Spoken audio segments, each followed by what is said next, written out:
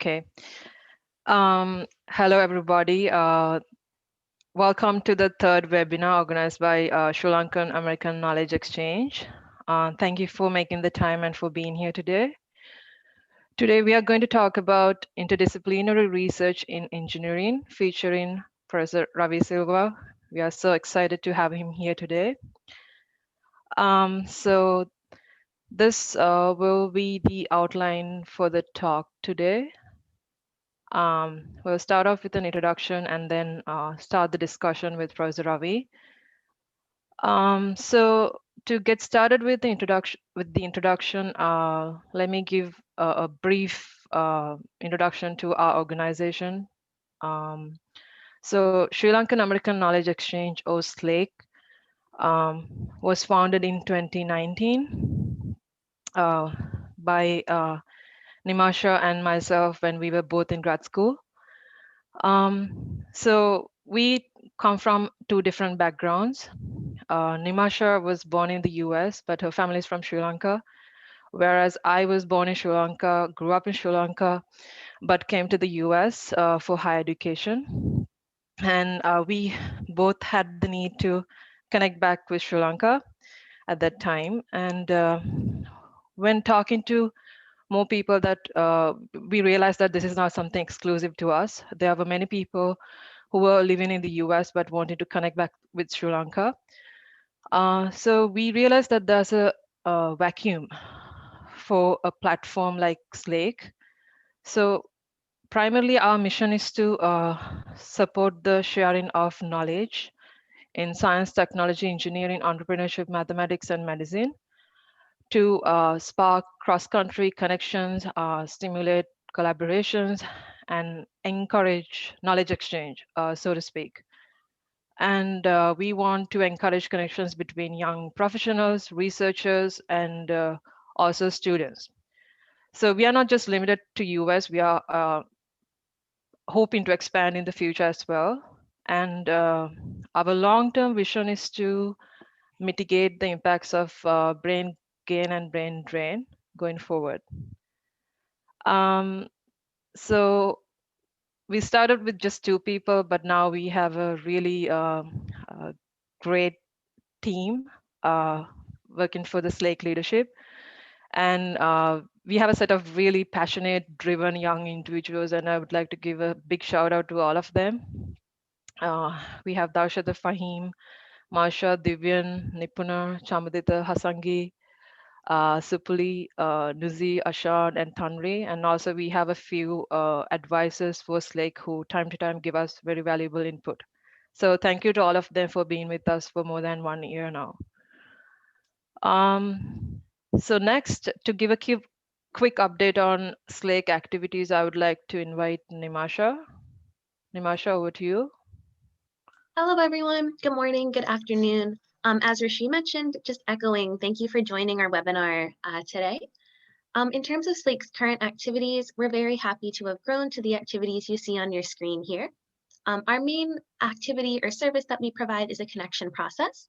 If you are based in the US or based in Sri Lanka, or based anywhere in the world really, and looking to connect with someone in the US or Sri Lanka regarding your professional interests, we're happy to put you in touch with one of our over 150 members who have already expressed interest in sharing knowledge between the US and Sri Lanka. So feel free to send us an email or fill out the Google Forms that you'll see pop up as links in the chat. In addition, as I mentioned, we have over 150 members who have officially joined SLAKE and said they're interested and willing to collaborate between the US and Sri Lanka. And we're happy to put you in contact with one of our members who has similar professional interests to you.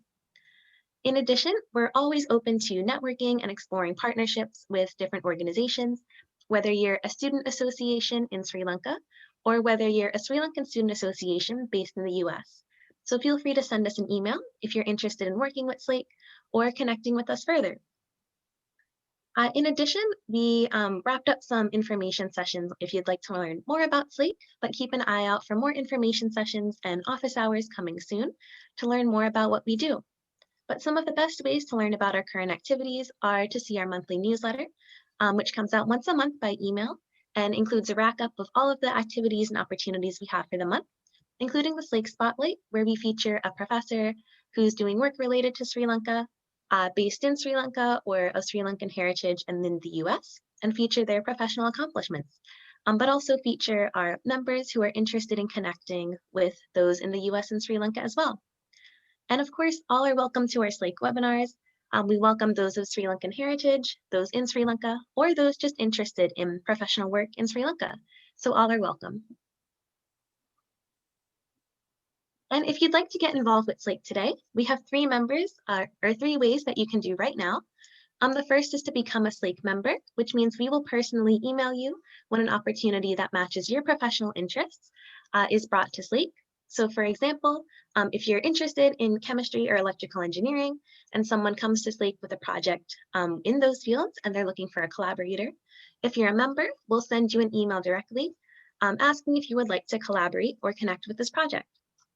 The second is if you have a project that you're looking for an advisor, a mentor, network, someone to network with, or a supporter, feel free to submit our connection interest form, and SLAKE will help find you someone to help support your project within our members.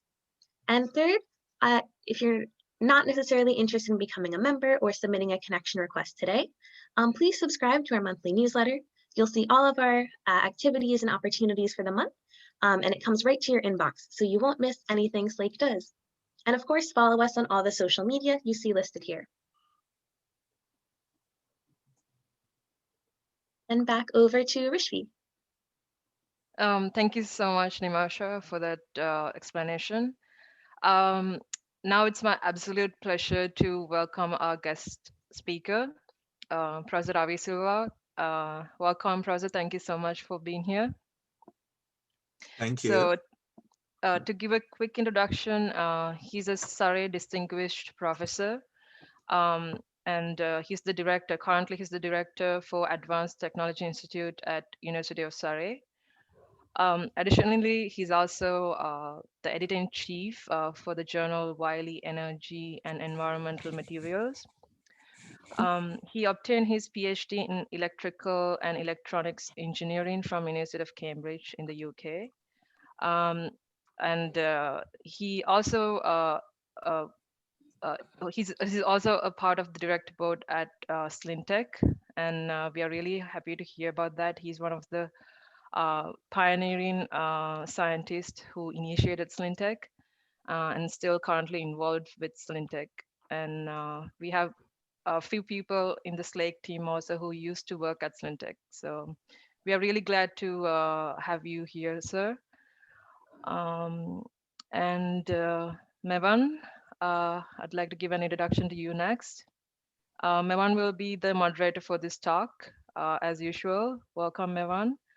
And we have a new update compared to the last time. He recently joined Intel as a process engineer. Congratulations. Over to you, Mevan. Thank you, Rishwi. Professor Ravi, as Rishwi mentioned, SLAKE is very proud to host you on this discussion today. So to get started with the discussion, at the very outset, would you talk about a research that you have going on under your directorate at University of Surrey right now? Okay, thank you, Mevan. Very happy to do so. Let me start by thanking SLAKE and Rishvi for that introduction, and Nimasha for introducing the whole idea of what SLAKE is about. So this also gives me the impetus to say something about the Advanced Technology Institute. The Advanced Technology Institute was actually set up by myself again in 2002.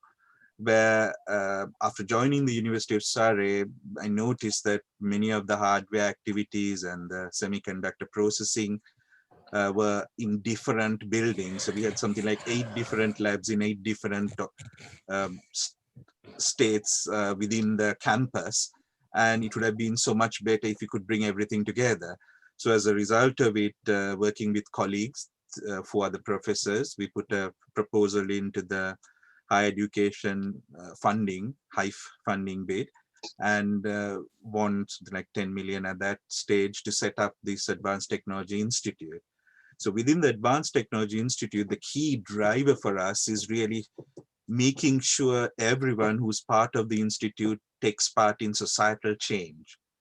The number one priority is to make sure whatever you do becomes important in life, has meaning in life, and that it is being done in a sense that it'll add to solving some of the biggest problems in society. Saying that, it doesn't mean we only do applied work, because our time frames can be anything from current projects all the way to 20 years down the line. So for example, projects that are looking at spintronics, where you're going beyond the electron in terms of information processing, in terms of quantum information processing.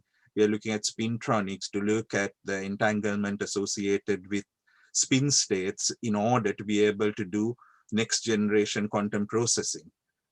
So our projects really range from activities that are everyday life, and in terms of energy, we are looking at new types of solar cells. We are looking at thermal conduction within these structures. In terms of optical communication, how do we increase the bandwidth so that you have a seamless transition whenever you want to have high information content conveyed across.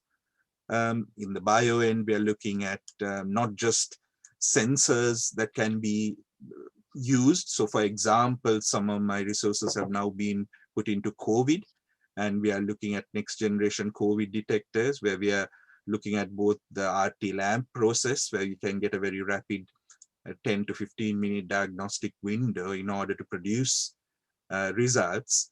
But in this sense, you can get sensitivities that are about 10 to the 6, whereas the current flow systems that are used are very much cruder, where you have a 50-50 chance of getting it right and getting it wrong. So there are lots of false positives that you could get. So I think really it's all about having the right knowledge base, and every one of the 150 researchers involved in the Advanced Technology Institute does their own research activity, but the key point is you have to be able to contribute and show that contribution as a service to humankind, because we are all in a very privileged position because our public pays our salaries. So we need to repay that back in some way. And that really is the ethos about working at the Advanced Technology Institute.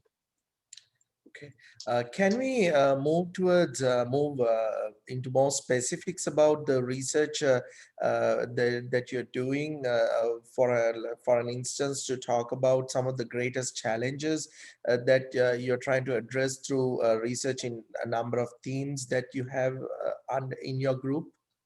Sure. Again, it goes without saying that the biggest challenge faced by humanity is energy. There's no question about it. I think the Nobel Prize winners of the Buckyball, Robert Curl, Croto, and Smalley, did a poll of the Nobel laureates as well as the policymakers, and asked them, in their view, what are the biggest problems humanity is going to face in the next 50 years. And when they looked at the input that they got from all of these thought leaders, the number one priority came as energy. And one would say, why is energy more important than water? Very simply, if you had unlimited amounts of energy, you can run desalination plants throughout the world. The reason you can't do that now is because of the energy it takes in order to remove the salt from the water. Similarly, if you think of why is food not important, very simply, if we had unlimited amounts of energy, we can run greenhouses with artificial lighting in deserts if necessary, with hydroponics that feed the roots. Once more, because if energy is not a problem, that is not an issue. So energy really is the key problem. And if you think of what are the issues associated with energy, the problem is that at present, nearly 80% of all energy sources are based on fossil fuels. So it's basically oil, gas, and coal that make up 80% of your energy usage. We need to have renewable energy sources. So although we've known for the last 20 years or more that climate change is linked to fossil fuel emissions such as CO2 and greenhouse gases, yet the world has been very, very slow in terms of transferring the fossil fuel energy into a renewable energy source. Now, one could say, is this because there are limitations associated with the renewable energy? And this really is very false, because if we think of solar energy, on a daily basis, there is something like 160,000 terawatts of energy that falls on the Earth's surface. The whole of humanity uses something like 15 terawatts on a daily basis. So just to repeat that, 160,000 terawatts on a daily basis, and we only use 15. So if we even used a fraction of a 0.1% of energy that falls on the Earth, we can solve all of the energy issues of this world. So typically speaking, in 1 hour, there is enough energy that falls on the Earth that can run the world for a year. So now that really puts the challenge to engineers and scientists and technologists. It means that we need to come up with a route in which we can harness or harvest that energy appropriately. And that lies the challenge. It's a materials challenge, it's a technology challenge, it's a hugely multidisciplinary challenge on how do you first capture the sunlight that falls on your devices, then transfer the sunlight into electrical energy, potentially storing that in your batteries, and then having large transmission lines in order to be able to transfer it that can be used efficiently. So in terms of the grandest of challenges, energy is the grandest of challenges. And from that perspective, we are not only looking at next generation solar cells. So these are solar cells beyond the current silicon solar, but also looking at integrated energy storage solutions that can potentially solve that. In terms of why do we think that will help in the deployment?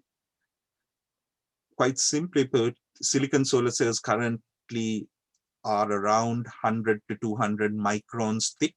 The new type of organic, inorganic solar cell mixtures that we are looking at are about 100 to 200 nanometers thick.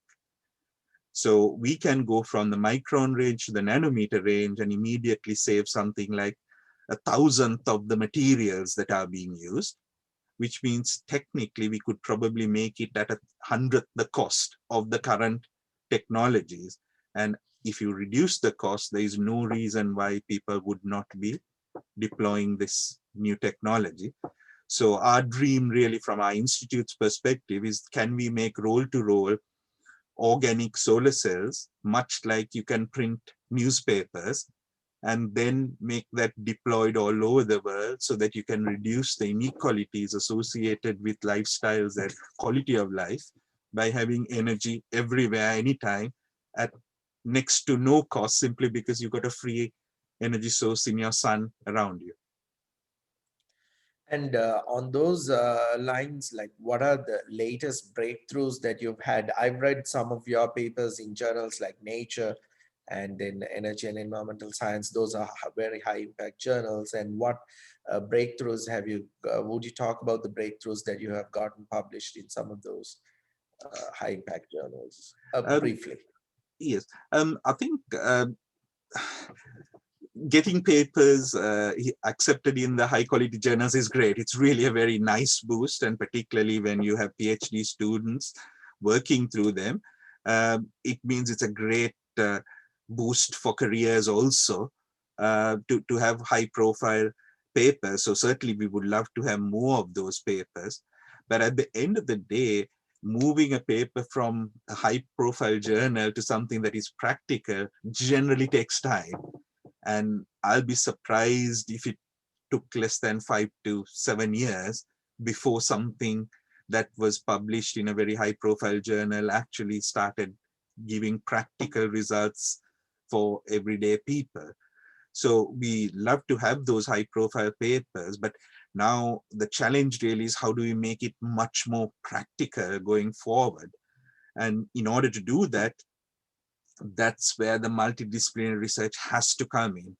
So it no longer becomes a single discipline-oriented subject, where if you take the aspect of making new types of solar cells, it could probably start with a physics background where you're trying to look at the photons that are hitting on our surface, creating excitons and capturing that.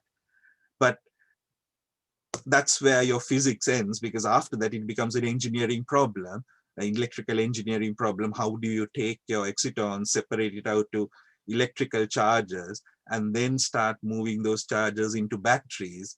The batteries then connecting up to much larger activities.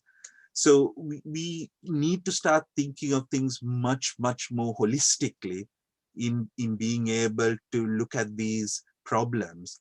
And many of the research scientists that we have are more multidisciplinary than they actually think. So within the team, research, at least from the ATI perspective, is mostly driven by our PhD students. We have about 80 PhD students doing various types of research in different areas and different fields. And we always work in teams. There's no one really who works alone, simply because the world and the problems that we face are too significant for singular people to tackle it anymore. So we need to have these large teams of people who have different expertise, who come together and start working synergistically in one goal-oriented activity. And so from that perspective, it really is about working together to solve things. In terms of where are we going with it? So for example, if we take our solar cell project, we got two big European Union projects, one called Smartronics and another one called Cornet. Smartronics has 16 partners distributed all over Europe. It's a 20 million euro program. Then we've got another 10 million euro program called Cornet with 11 partners, where each partner has their specialist area.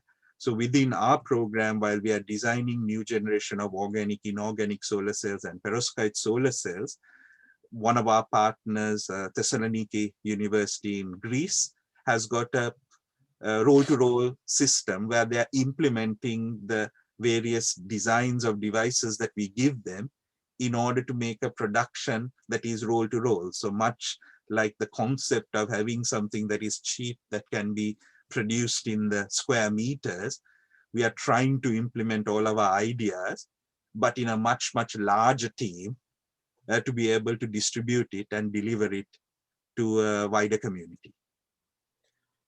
Right. So another question that we have on the same on the multidisciplinary research is like when it comes to finding a space in academia to do interdisciplinary research. So does academia prefer to employ interdisciplinary researchers? Like, because I still sort of feel like that the perception is like we have the School of Engineering, the School of Arts, the College of Arts and Sciences, and then there's Department of Biology, Chemistry, but it's really like when it comes to addressing modern challenges, what we really see is there's biologists, chemists, and engineers who come together and try to produce solutions. So like how is this possible? How is this possible in academia? It's a very good question you ask, and I think I don't have a solution to it, but you're absolutely right in your perception. I think possibly some of the standard academic routes that are currently being used are too siloed. They're very much oriented towards solving a single problem, when you really do know that it needs multidisciplinary expertise. And as a result, I think each project will have to be examined in its own merits by the professor who's in charge of it, in order to be able to hopefully be able to select people based on their abilities across a multitude of disciplines. But unfortunately, as things are set up at the present time, it's very much having to overcome certain thresholds of excellence in a particular core subject that allows one to even open the door to be selected.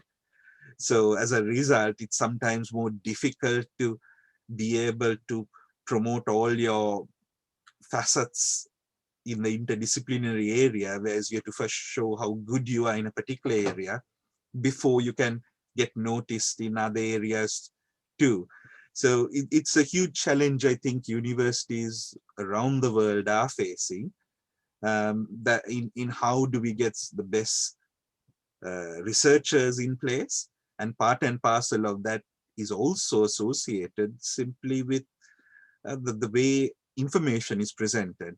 So if you do have other skills other than that particular area in which you're excellent in, you need to bring that out as early as possible, so that the person who's reviewing the paperwork gets to see all of those different facets of your career and expertise, and that's taken into consideration. And it's really a bit like this famous elevator pitch that people say you need to have your 90 seconds pitch that gets you in through the door. Once you're in through the door, many of the researchers are truly excellent, so they can get their way. The key is to get that initial opening, and that's where organizations such as SLAKE become really critical, because you need to try and promote the best people to those roles when they become available. Yes. So we can move on to the next question, Nimasha. Now, since you have multidisciplinary research going on in your institute and in your group, so I'm pretty sure with the people who you hired to do research as grad students, they would bring in some expertise, but at the same time there would be gaps in expertise. So how do you bridge those gaps? Is it through collaborations or by other means? Would you talk about that, Professor? Absolutely, yeah. Now I think it's again a very good point, in that most often, if we do get a grad student who starts, the first 6 months of their time is spent firstly understanding the problem that they are facing, understanding what is it that you're trying to solve, but also who can I work with, what are the doors that are open to me in order to get support for those particular activities, where do I get the support from. So as a result, most professors have quite large networks in which they can call upon to get that support structure. Most often the core discipline area is certainly supported within your own institute, but external to your institute, you have your whole faculty as well as your university, then you have the whole country, your network of peers that you have worked with, and then you can go even further to international collaborations. And at the present time, particularly if there's anything positive that has happened with COVID, it's the ability to work across the world on a wireless linkage. And that certainly has opened the door that you don't really need to be based at office to be able to do work. So as a result, this has allowed us to do far more collaborative work, much more efficiently. And I hope that that positive practice will continue after COVID, where we know we should be collaborating far more than we normally do, simply because more work can get done. Saying that, in terms of if I need more collaborative work, I will certainly look towards my academic colleagues within my institute and the university first. But then there is a whole network of Sri Lankan and other researchers I have worked with in the last 30 years within the UK, that we can call upon. We also have some work currently with Sri Lanka, and particularly with the NSF scientists, where we're looking at some of the water issues with CKDU, for example, but also SlimTech as an organization is available to look at some of the more cutting edge research activities, such as battery technologies using graphene electrodes. So there are many places in which Sri Lankan organizations also can get part. In one particular area, we are working with MAS, and MAS is the clothing company based in Sri Lanka, one of the largest in the world and probably Asia, where we are looking at new types of triboelectric nanogenerators, where we have got materials, designs that we have worked with MAS on, where we can look at next generation clothing that can be used to self-power mobile phones and other electronic items with the movement. as your energy source. That's great to hear. Since you talked about CKDU, since you talked about research going on in addressing CKDU issue in Sri Lanka, would you talk more about like the current status of such research, and also like where it aims to get at through collaborations? And if I may add, Yeah. Professor, we actually have an interest to do a future webinar on CKD in Sri Lanka. And I think a couple of years back, we worked with an organization to fund reverse osmosis units that were being distributed. So we are really interested to know about your input on that. So I think, again, it's a very, very important point, and I've only looked at it in the last 2 years, so I haven't got a huge amount of experience in what is happening from the local point of view. There are far greater experts in Sri Lanka who've looked at this for much longer. But I think the first point is to note that it's still an unknown ontology that you're looking at. So as a result, we can all postulate as to where we think it is coming from, but no one really knows, can definitively say, this is the root cause of CKD. And I think that's the problem that we are all facing. And it's not just Sri Lanka. If you look at the world map, you probably have something like 24 countries spread around the world, from Africa to South America, and in Southeast Asia, that suffer from the same sort of ontology problem. Now, at one stage in Sri Lanka, there was a view that this could be associated with fertilizer, it could be associated with pesticides, it could be associated with other chemicals that were being polluting rivers, but yet there is no definitive proof associated with it.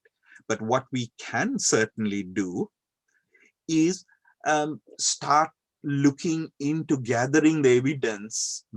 And I think one solution, potential solution, was indicated with the reverse osmosis process. The one problem with the reverse osmosis process, it's expensive. Not everyone can afford it.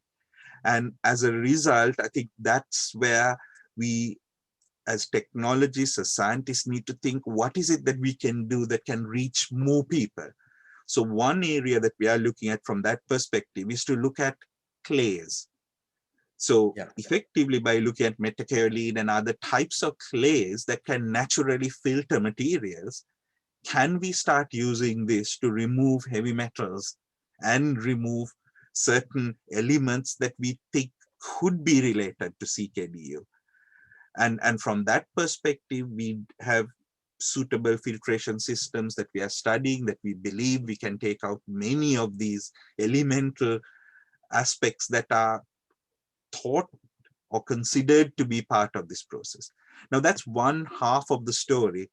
The other more important and significant part is how policymakers and the government tends to handle this.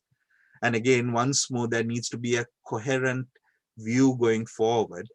I think the starting point is that we know there is an issue associated with it that needs a solution, and there needs to be a suitable task force set up that can solve that issue. And maybe that needs to be much better organized and with a focus and a timeline for delivery. Whereas there are many great scientists who are doing a lot of work, but all individually doing this without having that cohesive nature that will actually help support the whole country. So from that perspective, I think from a policymakers and policy process, there needs to be more coherence associated with how it is delivered to the community. And that is something certainly, again, SLAKE can start working, because there are a number of United Nations organizations, world organizations, NGOs, all who want to do exactly the same sort of process in supporting the country. But there doesn't seem to a mechanism that can bring all of these donor activities together to focus things. So I think that there has to be a two-stranded approach, one on the policy end, in organizing things, and the other on the scientist end in looking at data. From our perspective, we are very happy to share whatever data we have in any open forum if necessary, because we know this is a humanitarian issue and it's something that's not just pertinent to Sri Lanka, but to the rest of the world. Yeah, so addressing CKDU problem in Sri Lanka is something that SLAKE has a strategic interest in, and we would definitely like to initiate activities on that theme, especially if we can support in bringing collaborations, in finding collaborators from US or overseas to Sri Lankan researchers. That's something that we would love to do. Also, on a different note, like, are there any others? Are there Sri Lankan researchers that you are working with currently, or do you have research work that supports some undergraduate or postgraduate research that's going on in Sri Lanka? So currently, I think within my team, I have 5 Sri Lankan researchers. So these range from PhD students who joined in the last year and the last 2 years. I've got 3 postdoctoral researchers who are doing research fellowships with me. And one of my former students is now a lecturer also within my own institute. So we have a number within Surrey who are working. I've probably seen maybe close to 2 dozen of our Sri Lankan students going through the ATI and working in different areas, some in government policy within the UK, some in Sri Lanka, and others in industry. So there are many Sri Lankans out there who are highly qualified, who can support many of these activities going forward. In addition to that, I did my PhD also with Professor Gehana Amaratunga, who's at Cambridge. And once more, I believe I learned from the best when it comes to knowledge, because he's an amazing researcher, probably one of the foremost thinkers that I know of in the world today. So again, understand the heritage as well as the need to be able to keep supporting activities going forward. I believe the Sri Lankan upbringing and knowledge base is as good or better than most other countries in the world. And I think provided we can provide the correct facilities, there is no stopping the abilities of the candidates that we have. Yeah, since you mentioned Professor Gehana Amaratunga, I think he was an inspiration to a lot of us at SLINTech. We definitely consider it a privilege to have received some kind of mentorship from him. And for personally, some of the conversations that I have had about like the research I was doing as a grad student, it was in a field that was totally different from what Professor Gehan's expertise was, but some of the conversations have catalyzed my research. So I feel like I have considered him an inspiration as well. So moving on to the next question about interdisciplinary research. So are there specific interdisciplinary research fields that you think will boom in the next decade? What is your insight about it?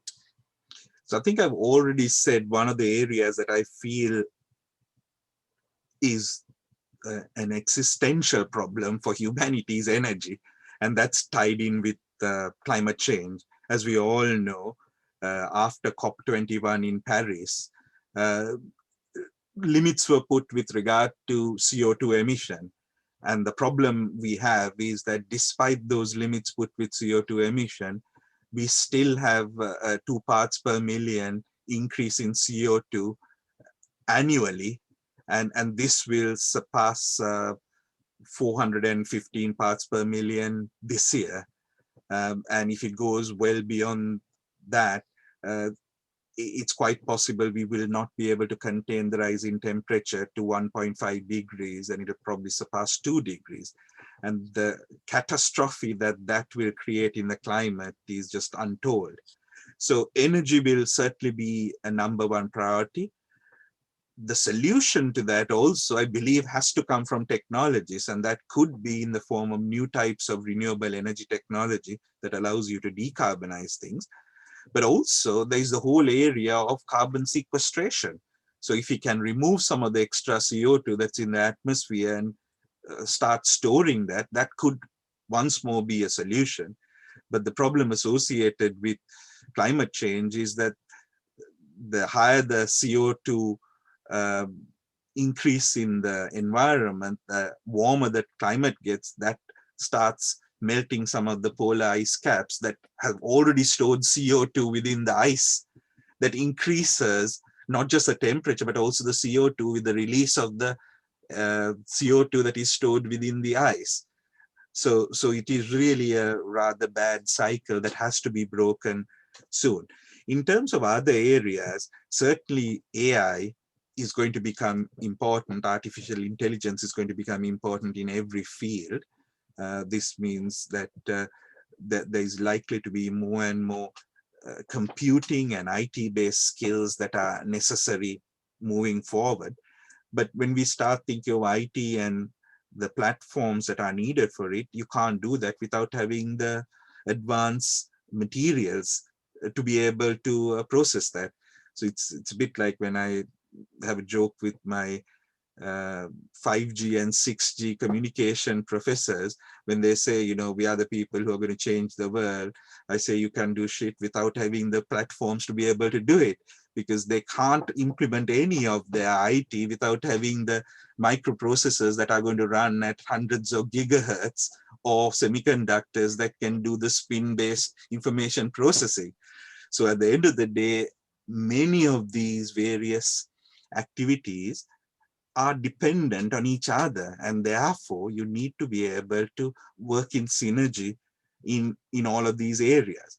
I think a classic example is, if you think of the large energy companies at the moment, many of them, even if they're in petroleum, are saying that they have adopted a carbon neutral or carbon zero perspective by 2050.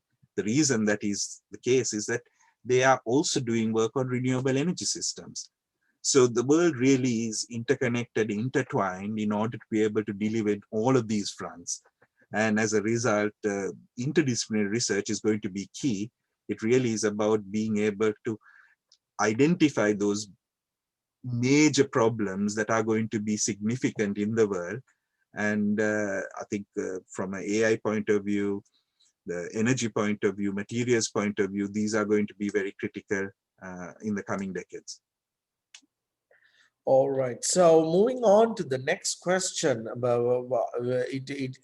I would like to take a Sri Lankan perspective on that. So, wow, since you have worked with a number of Sri Lankan research organizations, what do you see as specific challenges faced by developing countries compared to developed countries in initiating and have interdisciplinary research going on in engineering or in other fields?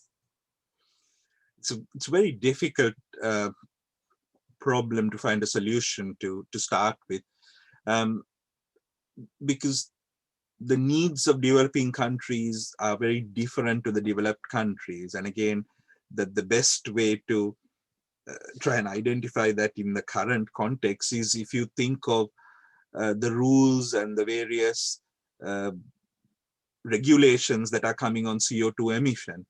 Because if we were to put fixed limits on each country emitting CO2, it means that we will stop the development of the developing countries while the developed countries have already developed. So therefore, it is not a level playing field.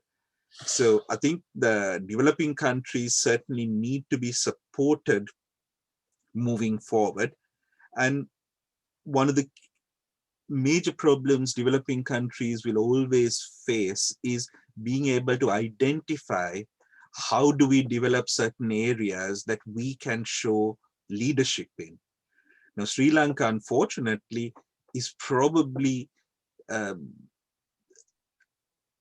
gifted in having people who are good in all areas. So as a result of it, it can't say one particular area is their unique talent area. So maybe this is something that needs to be looked at within the curriculum of students from very young ages, in how do we train the population to be expert in a particular field that is going to be critical for the country.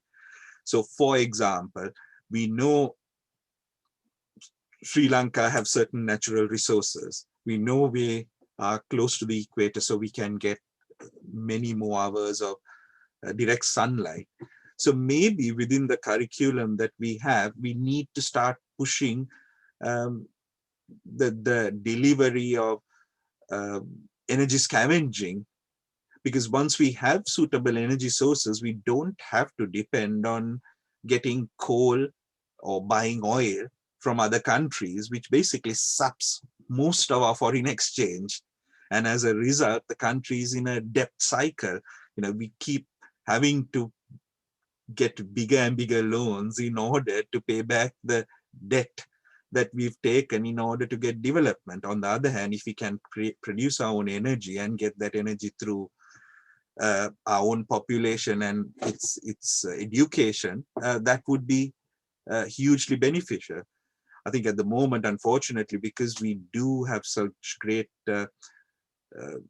knowledge programs, our education system is very, very strong. Same with our university system. Our graduates tend to go and get sucked up to many of the other developed countries and help promote the developed countries' agenda as opposed to the Sri Lankan agenda. So again, the Sri Lankan government needs to try and attract back some of these best graduates if they want to develop. Now, interestingly, this is exactly the same philosophy that China faced probably 15 years ago, 20 years ago.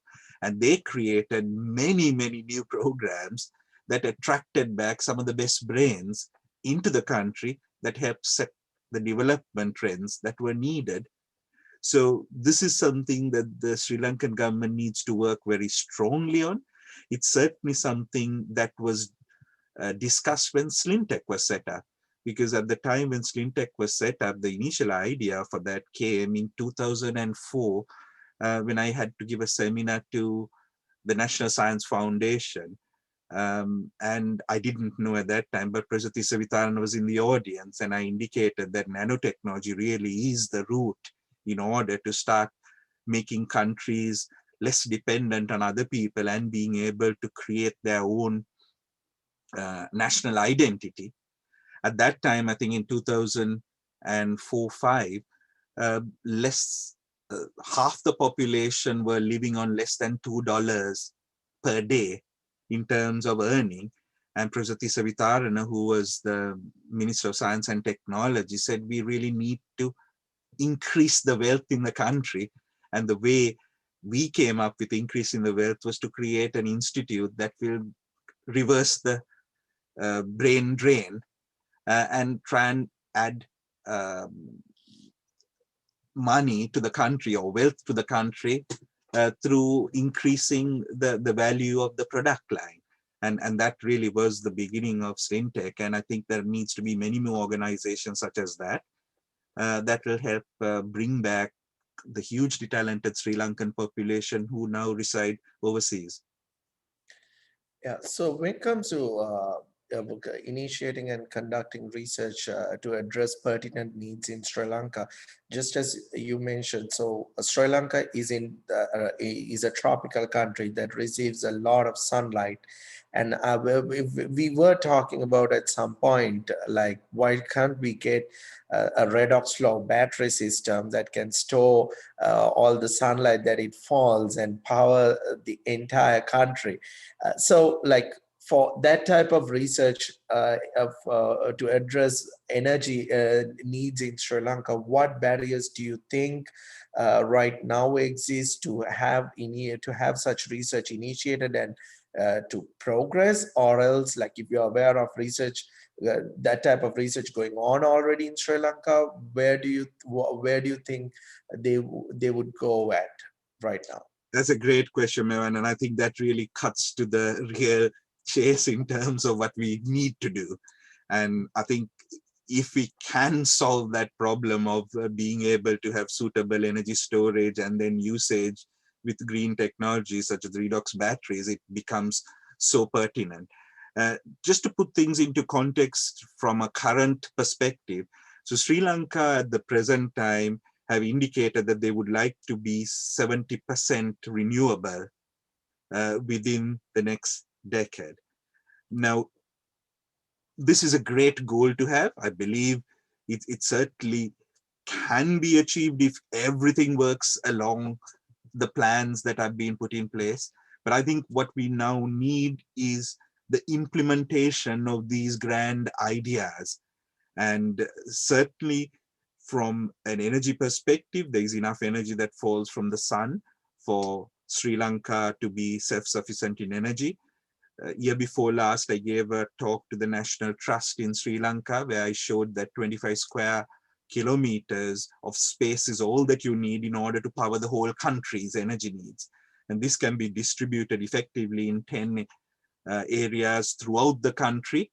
And if that was then connected up to our hydroelectricity system, we could have a pump storage where during the day when you have extra sunlight, you use the extra sunlight to pump water up to your hydro stations, and in the night you just use it coming down. So much like the redox flow batteries, again, it's a different route in which you can also look at electrolysis where extra energy that is obtained from the sun can be used to split water so that you have hydrogen created, and then you can start looking at other batteries also. So Sri Lanka has that capability, but it needs is a national initiative. And I think that's where the current drivers and the vision is there. It just needs suitable implementation. And in implementing it, it just needs to have everyone working together in a single coherent plan going forward. So maybe although many of us come with a science and technology background, we actually need more the social scientists and the behavioral scientists to come in and show how do we create this group of people who can work together for the betterment of an entity, i.e. a country. So it's one of those dilemmas that need to be looked at. And certainly I think the social scientists have a huge part to play in how best we can implement this process of having the best delivery system. Because I think in terms of ideas and in terms of abilities to facilitate technology solutions, Sri Lankans have no problem. They've got plenty of ideas, they've got plenty of knowledge, they've got plenty of abilities. It really is about having the discipline to be able to deliver it in a time frame that is suitable for implementation in the country. And do you think cross-country collaborations can support in that process? I believe that's the only way it can happen. So certainly being able to work with the United States, United Kingdom and Europe, etc., China, Singapore, all of these countries certainly will be more than happy to support it. But again, within this, it has to fit into the national policies and the national directives of your nation and not compromise the integrity of the country in any way. And provided that can happen, there's always a way and route of doing things. It is very interesting to see some of these world bodies that have got Sri Lankans leading the organizations, whether it comes to human resources or whether it comes to technology. So the abilities are there within Sri Lankans to be able to provide this. Within the UN, many of the high-ranking officers are Sri Lankans now.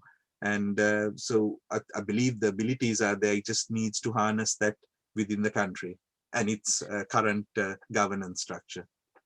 Yeah, and I think this is going to be my last question, and after that we can open the floor to questions that the audience would have. So what is your advice to young Sri Lankan scientists and professionals who are entering into pursuing a career in science and technology to progress and to be world class? It's a very good question, and it's one of those questions that, if you knew the answer, it would be really helpful for everyone to be able to achieve all their goals. But in my working with Sri Lankan scientists over the last 2 or 3 decades, I think one area that I feel would be really helpful are some of the soft skills. I believe in terms of the knowledge base and your specific subject expertise, it generally is there. And the key is, how do we create a much more friendlier service sector oriented activity that helps broaden that appreciation of your intellectual property. So I think this is one of those areas that I feel there is a certain amount of lacking, not just within the system, but also the way society works at present. We need to be much more open. We need to be able to talk and relate to people and start using the softer skills that allow one to develop larger teams of activities and people.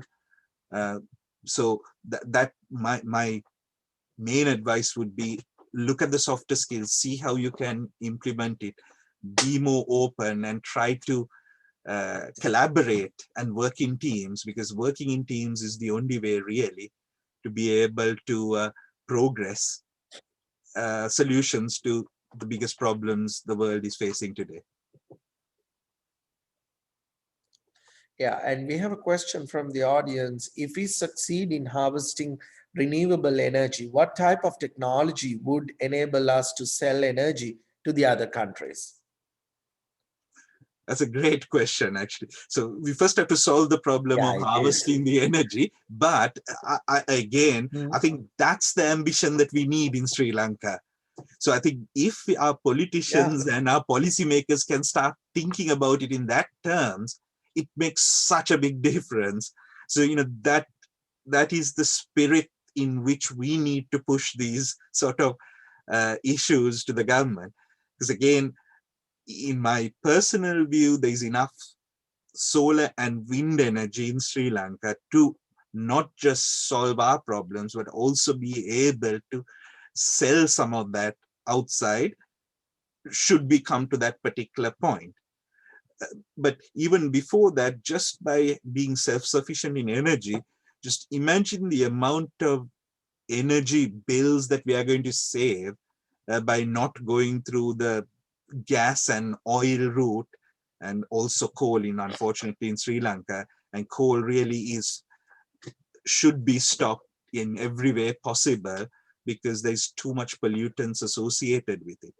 But again, can we sell the energy? Yes, of course we can. And again, we have a neighbor in India, which is not too far away. And again, India is hugely benefiting at the moment in their drive for solar energy. They've got the Nehru solar project that is currently going on. I was an advisor to the government there on setting it up probably 10 years ago. And the Indian government's target is 100 gigawatts of energy by 2022 in India. Now, if Sri Lanka can get even a tenth of that, that would be great. But we need to think big. And if we can become self-sufficient, I'm sure there will be countries across the oceans, the Indian Ocean, that will be very happy to buy this. But it also could actually be used in order to facilitate other activities rather than just selling energy. Yes, and there's another question. Do you believe metal carbon dioxide batteries are a viable concept to address both environmental and energy issues? So there are a number of batteries that are sequestrating CO2. So that you can get catalysts that certainly use CO2 in terms of its energy process. So, but it is very, very new. And this is the sort of thing that certainly is possible. In fact, there are also batteries that are, instead of using lithium ion, are using sodium ion. So I've seen demonstrations of sodium ion batteries that are based at the sea. So effectively, they're saying if you have a country such as an island in Sri Lanka with seas around it, can we come up with a process where you have very, very large electrodes based on graphite on one side, and using seawater effectively as your electrolyte that allows you to transition your ions from one side to the other. So I think there are a number of different technologies. The key is whether you can scale it up efficiently to a cost-effective manner in order to do things. But anything that sequestrates CO2 certainly would be hugely beneficial, which is one of the reasons why we need to grow as many trees as possible, because they're a great store of carbon in terms of removing the CO2. And deforestation is one of those issues that is absolutely critical for COP meetings. Yes. Mevan, I'd like to open the discussion to the attendees. If anyone has any questions, would like to give a chance to ask Professor Ravi the question by yourself. Does anyone of you have any questions? Actually, I had a question, Professor Ravi. So you mentioned about organic hybrid perovskites as solar cells. I Yeah. think in my second year, briefly, I looked into it because I was considering that for my second year seminar. And one thing I remember was at that time, the stability of the solar cells was a problem. Would like to know your input on that, and has that changed currently? So it's a good point, and I think always all of these technology problems won't be a problem unless there were issues that were longer term. And you're absolutely right, stability is an issue, but stability is an issue in many activities. Correct. So there are solutions, yes, but not complete solutions, if you see what I mean. So for example, it reminds me, last year I wrote a piece in a journal on the foldable phone. This is just before Samsung came up with the foldable phone. And I said one of the problems associated with the bendable phone that you can fold and keep in your pocket is the fact that when you keep using it mechanically, being able to have the adherence of your display onto your back plane is very difficult. And that was a problem because they issued the phones, then they had to recall it, and now they've come back again with it. Now, again, technology is also very similar to that we do have to come up with solutions that are suitable. And the link there is the fact that within that phone, the problem was associated with encapsulants.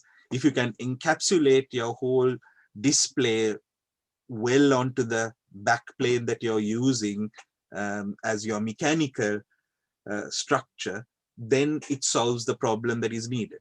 So within the perovskite area, currently the preferred solution is that you can have 3D perovskites that are normal, but you can have the 2D Ruddleston Popper perovskites that are much more stable, and you can make it in nanometer scale thicknesses.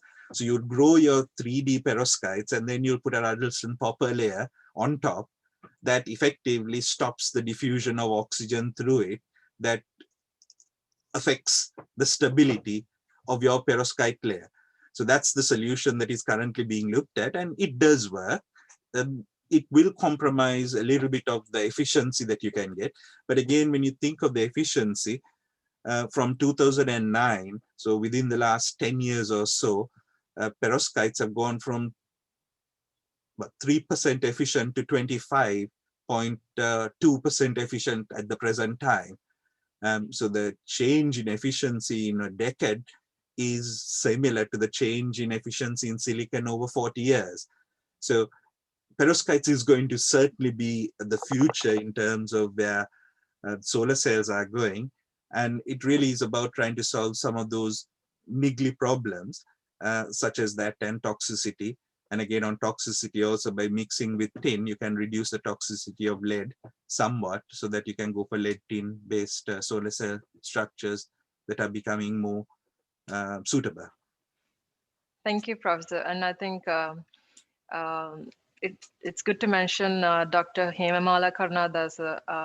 She's a Sri Lankan researcher affiliated with Stanford University and primarily working on these hybrid perovskites. Very interesting work. Yeah, I certainly look that up. I haven't seen some of the work recently that has come up. Great. Mevan? Yeah, I think you know, we can move on to the conclusions now. Okay, yes.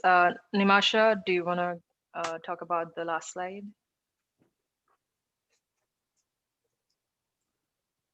Yes, thank you everyone, and thank you for the other audience members who sent in questions. We'll see if the professor would be kind enough to answer them by email and try and find answers to your questions, but thank you for chatting them. So just as we wrap up today, we'd like to quickly give you a reminder of how you can get involved with SLAKE today. The first way is to become a member. Secondly, to submit a connection request. If you are interested in finding a collaborator or an advisor or a mentor for your project, whether you're an undergraduate student, a young professional, or an established professor at a university, all are welcome to reach out to SLAKE, submit a connection request form, and we will try and find you someone who can support your work. And thirdly, we invite you all to subscribe to our monthly newsletter if you are not already subscribed. This is the best way to get monthly updates on SLAKE right to your inbox. And if you follow us on all of the social media sites listed below, you'll find recordings of past webinars on our YouTube channel, in addition to other professional development resources we share on Facebook and LinkedIn, including scholarships, conference opportunities, publication opportunities, etc. But all of these links will pop up in the chat. And keep an eye out for the SLAKE publication repository with articles from Sri Lankan heritage and Sri Lankan authors coming soon. Yeah, Thank you so much, Nimasha. Yeah, Rishwi, I think we should extend our appreciation for Professor Ravi Silva for taking time to participate in this webinar, and it's great having you in this series of webinars that we are trying to raise awareness about the status of research, different avenues of research that's going on like across the globe. Thank you very much for spending time on this. My pleasure. And we know you have such a busy schedule, and we are really grateful that you made time on behalf of SLAKE. And I really enjoyed this session. It was really interesting, and thank you so much for sharing your knowledge and experience and expertise. My pleasure. Thank you very much for inviting me, and good luck to all of you in your careers. And I look forward to seeing good news stories on how everyone is progressing in life. Thank you, sir. Right. Thank you. Right. Take care. Right. Take care. Bye. Bye. Thank you, everyone.